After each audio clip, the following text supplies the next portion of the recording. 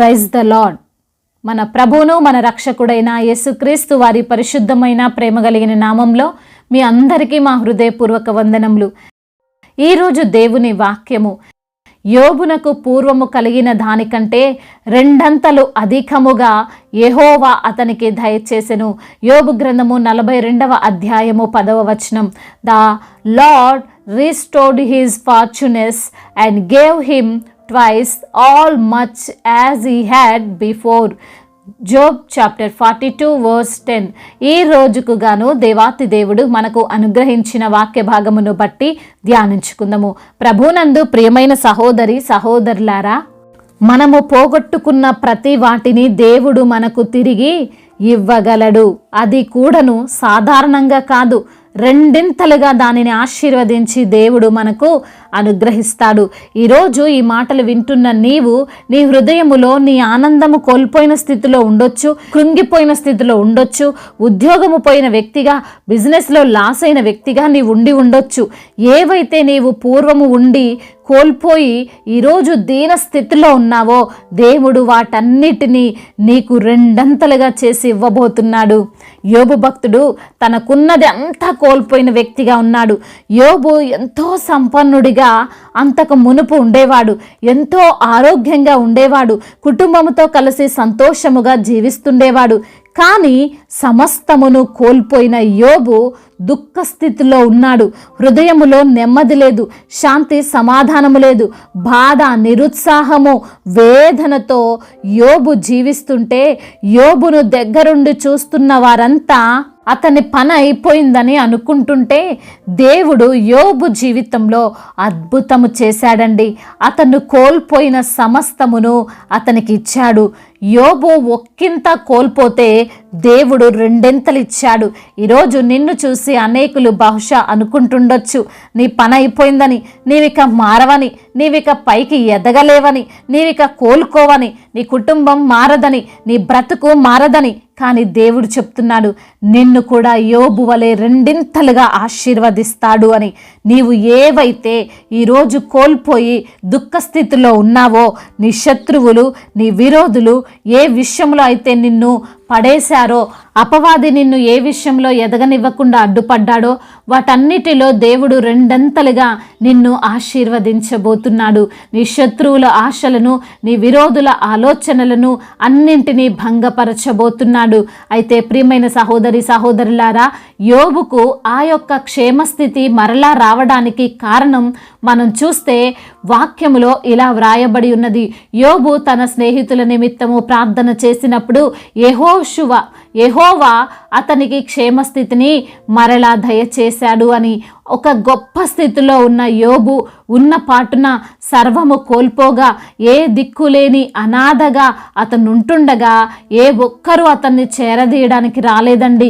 ఏ ఒక్కరు నేనున్నాను, నీవు బాధపడకు అని ఓదార్చలేదండి. పైగా లేనిపోని మాటలతో యోబును నిందించారు, కొందరు దూషించారు, మరికొందరు వారికి ఇష్టం వచ్చినట్లు మాట్లాడారు. స్నేహితులు సైతము యోబు ఏదో తప్పు చేశాడు అన్నట్లుగా మాట్లాడారు. అయితే యోబు ఏ ఒక్కరిని నిందించలేదు. తనకే విరోధముగా మాట్లాడిన వారిని తిరిగి ఏదో ఒక మాట అని బాధ పెట్టలేదు. మీకొస్తే తెలుస్తుంది నా సమస్య, మీకు ఏదో ఒక రోజు ఇలాంటి గతే పడుతుందని శాపనార్థాలు పెట్టలేదు. కానీ అందరినీ క్షమించాడు. తన విరోధులను, తన శత్రువులను, తన వ్యతిరేకులను క్షమించాడు. అందరినీ క్షమిస్తూ వచ్చాడు. దేవుని కొరకు నిందలు భరించాడు, అవమానాలను సహించాడు.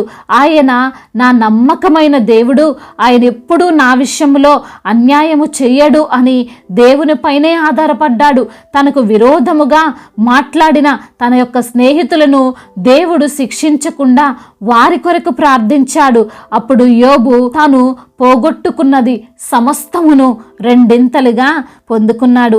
ఈ రోజున ఈ మాటలు వింటున్న ప్రియమైన సహోదరి సహోదరులారా, నీవున్న స్థితిని బట్టి నీ విషయంలో కూడా అనేకులు బహుశా యోబు వలె నిన్ను నిందిస్తున్నారేమో, నిన్ను బాధ పెడుతున్నారేమో, నిన్ను అవమానాలకు గురి చేస్తున్నారేమో. అయితే వారిని బట్టి, వారి మాటలను బట్టి నీవు ఆయాసపడకు, వారిని తిరిగి ఏమీ అనకు. దేవుని కోసం అవన్నీ భరించు, దేవుని కోసం అవన్నీ సహించు. ఎందుకో తెలుసా, దేవుడు నీకు కలిగిన ప్రతి అవమానమును ఆశీర్వాదముగా మార్చబోతున్నాడు గనుక అందరిని క్షమించు, వారి గురించి ప్రార్థించు. ఖచ్చితంగా నీవు కోల్పోయాను అనుకున్న ప్రతి వాటిని రెండింతలుగా పొందుకుంటావు. నీ యొక్క ఆరోగ్యం, నీ యొక్క కుటుంబం, నీ యొక్క కష్టార్జితం, నీ యొక్క హృదయ ఆనందం అన్నీ కూడా నీవు రెండింతలుగా పొందుకుంటావు. నిన్ను నిందించిన వారే, నిన్ను బాధపరిచిన వారే ఆశ్చర్యపడేలాగా, నిన్ను అవమానపరిచినందుకు సిగ్గుపడేలాగా దేవుడు ఈ లోకంలో నిన్ను నిలవబెడతాడు, నిన్ను ఆశీర్వదిస్తాడు. దేవుడి ఈ మాటలను దీవించి మన హృదయములో ఫలింపచేయునుగాక. వాక్య భాగమును బట్టి ప్రార్థించుకుందాము.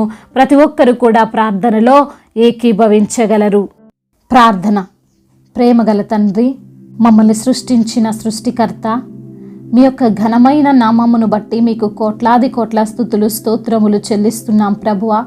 ఈ రోజున తండ్రి వాక్యము ద్వారా మీరు మాతో మాట్లాడినందుకు వందనములు అయా. మేము పోగొట్టుకున్న ప్రతి వాటిని మీరు మాకు తిరిగి ఇవ్వగల సమర్థుడవని అయా. మరి తండ్రి, ఏదైతే మేము పోగొట్టుకున్నామో దానికి ప్రతిగా రెండంతల ఆశీర్వాదమును మాకు అనుగ్రహిస్తారని ఈ రోజున తండ్రి వాక్యము ద్వారా మీరు మాతో మాట్లాడారు. మమ్మల్ని ఎంతగానో బలపరిచారు, ఆదరించారు, లేవనెత్తారు తండ్రి, ప్రోత్సహించారు ప్రభువా. అందును బట్టి మీకు స్తోత్రములు చెల్లిస్తున్నాం ప్రభువా. అవును తండ్రి అయా, మమ్మల్ని తండ్రి అయా నిందించిన వారిని, బాధపరిచిన వారిని అయా, వారు మమ్మల్ని చూసి సిగ్గుపడేలాగన తండ్రి మీరు ఈ లోకంలో మమ్మల్ని నిలవబెడతారని, బలపరుస్తారని తండ్రి మీరు మాట ఇచ్చి ఉన్నారు. ఆ మాటను బట్టి మీకు స్తోత్రములు చెల్లిస్తున్నాం. ఈ రోజున ఎందరైతే బిడ్డలు ప్రభువా వాక్యమును విని ప్రార్థనలో ఏకీభవిస్తున్నారో ప్రతి బిడ్డను మీరు పేరు పేరున దీవించండి, ఆశీర్వాదములను దయచేయండి. అనారోగ్యమును తీసివేసి ఆరోగ్యముగా మార్చండి అయా. నిందలను కొట్టివేసి అయా మరి తండ్రి వారిని మీరు ఘనపరచమని బ్రతిమిలాడుకుంటున్నాం ప్రభువా. అవమానాలన్నింటినీ ఆశీర్వాదకరముగా మార్చమని బ్రతిమిలాడుకుంటున్నాం. కుటుంబ సమస్యలు, కుటుంబ కలహాలు, శోధనలు, బాధలు, వేదనలన్నిటిలో నుండి బిడ్డలకు విడుదల దయచేయండి అయా. కన్నీటినంతటిని తుడిచివేసి సంతోషమును బిడ్డలకు అనుగ్రహించండి అయా. బిజినెస్ చేస్తున్న వారిని తండ్రి మీరు దీవించండి, వారి యొక్క చేతి పనిని స్థిరపరచండి అయా. పని లేక బాధపడుతున్న బిడ్డలకు సరైన జీవనోపాధిని వారికి కల్పించమని బ్రతిమిలాడుకుంటున్నాం. జాబ్స్ కొరకు తండ్రి ఎదురు చూస్తున్న బిడ్డల నిమిత్తం ప్రార్థిస్తుండగా మీ యొక్క కృపగల హస్తము వారికి తోడుగా ఉంచి మంచి జాబు బిడ్డలు పొందుకోవడానికి సహాయము దయచేయండి. గర్భఫలము లేని బిడ్డలను జ్ఞాపకం చేసుకుని ప్రభా, గర్భఫలము మీరిచ్చే బహుమానము ప్రభా, ఆ యొక్క బహుమానమును బిడ్డలకు మీరు అనుగ్రహించమని బ్రతిమిలాడుకుంటున్నాం. చిన్న బిడ్డలను కాచి కాపాడండి, యవన బిడ్డలకు మీరు తోడుగా ఉండండి. యవన వయస్సులో ప్రభా లోకము తట్టు, లోక ఆకర్షణలో పడిపోకుండా మీ అందు భయభక్తులు కలిగి మీ వాక్యము చేత ప్రభా వారి యొక్క జీవితాన్ని సరిచేసుకుంటూ మీ కొరకు నమ్మకమైన వ్యక్తులుగా బిడ్డలు జీవించడానికి సహాయం దయచేయండి అయా. మీ పరిచర్య చేస్తున్న దైవజనులను దీవించండి, దైవజనురాలను ఆశీర్వదించండి. అదేవిధంగా తండ్రి సువార్థికులను దీవించండి, వారి సంఘానికి శిరస్సై మీరు ఉండండి ప్రభా అయా. మీరే తండ్రి వారిని కాచి కాపాడమని వేడుకుంటున్నాము. రక్షణ లేని బిడ్డలను తండ్రి మీ యొక్క కృపచేత రక్షించుకోమని బ్రతిమిలాడుకుంటున్నాం. కోర్టు సమస్యలు, ల్యాండ్ సమస్యల నుండి విడుదల దయచేయండి. ముఖ్యంగా భార్యాభర్తల మధ్య ఉన్న విభేదాలను కొట్టివేయండి ప్రభువా అయా. వారి మధ్య ఏలుబడి చేస్తున్న అంధకార దురాత్మ శక్తుల నుండి బిడ్డలకు విడుదల దయచేయండి అయా. ఈ రోజున ఎందరైతే బిడ్డలు ఎటువంటి భయాందోళనతో ఉన్నారో ప్రభా అయా, వారికి ఉన్న భయాందోళన అంతటిని తీసివేసి నా తండ్రి అయా మీరే వారిని బలపరిచి ఆదరించమని బ్రతిమిలాడుకుంటున్నాము. అదేవిధంగా మా భారతదేశమును, తెలుగు రాష్ట్రాలను కూడా మీరు దీవించండి తండ్రి.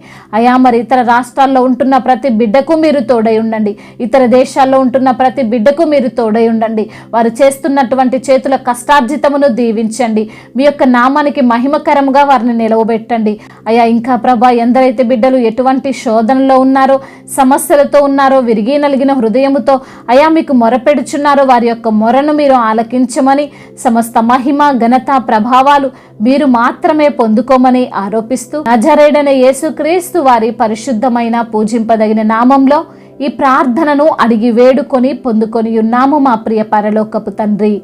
ఆమెన్. ఈరోజు పెళ్లి రోజు మరియు పుట్టినరోజు జరుపుకున్న వారందరినీ దేవుడు దీవించి సకల మేలులతో, సకల ఆశీర్వాదములతో, కృపాక్షేమములతో దేవుడు మిమ్మల్ని నింపునుగాక. మీ యొక్క ప్రార్థన అవసరతలను మాకు తెలియజేయగలరు. మీ కొరకు మేము తప్పక ప్రార్థిస్తాము. మొదటిసారిగా మన యొక్క ఆదరణ వాక్యం చూస్తున్నట్లయితే తప్పకుండా సబ్స్క్రైబ్ చేసుకోగలరు. ఈ వాక్యం మీకు ఆశీర్వాదకరంగా ఉండినట్లయితే అనేకులకు కూడా ఈ వాక్యాన్ని పంపి మీరు కూడా దేవుని యొక్క రాజ్య సువార్తలో పాలుభాగస్తులు కావాలని దేవుని పేరిట మనవి చేసుకుంటున్నాను. May God bless you all. దేవుడు మిమ్మల్ని దీవించి బలపరిచి స్థిరపరచునుగా.